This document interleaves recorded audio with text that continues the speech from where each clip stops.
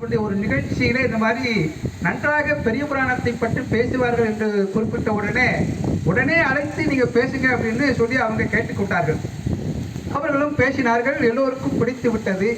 அது முதற்கொண்டு திருநெல்வேலி மாநகருக்கும் வேலுச்சாமி ஐயா அவர்களுக்கும் ஒரு மிகுந்த ஒரு தொடர்பு ஏற்பட்டு இப்பொழுது ஒரு தாய் வீட்டை போல அவர்கள் தேடி வருகிறார்கள் என்றால், இன்றைக்கு அவர்கள் பேசிய அந்த அற்புதமான உரை யாருமே பெரிய புராணத்திலே எடுத்து பேசுவதற்கு அஞ்சுகின்ற ஒரு புராணம் நம்முடைய இயற்பகை நாயனார் புராணம், சிறுத்தொண்ட நாயனார் புராணம். இந்த ரெண்டு புராணத்தையும் பொது வெளியில் பேசுவதற்கு கொஞ்சம் தயங்குவார்கள். ஏன்னா அதனுடைய உலகியலில் இருக்கிறவங்க அதை ஏற்றுக்கொள்ள மாட்டார்கள் என்பதற்காகத்தான்.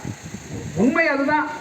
ஆனால் அந்த விஷயத்தை கூட எல்லோரையும் கண் கலங்க வைக்கக்கூடிய ஒரு நிகழ்வாக ஐயா அவர்களுடைய உரை இன்றைக்கு அமைந்திருக்கிறது என்றால் அது திருவருள் அற்புதமாக அமைந்து விட்டது. இந்த வகையிலே ஒரு வாழ்க்கை துணையாக இருக்கக்கூடிய இல்லத்தரசிகள் எப்படி இருக்க வேண்டும் என்று பெரிய புராணத்திலிருந்து அருமையாக எடுத்து,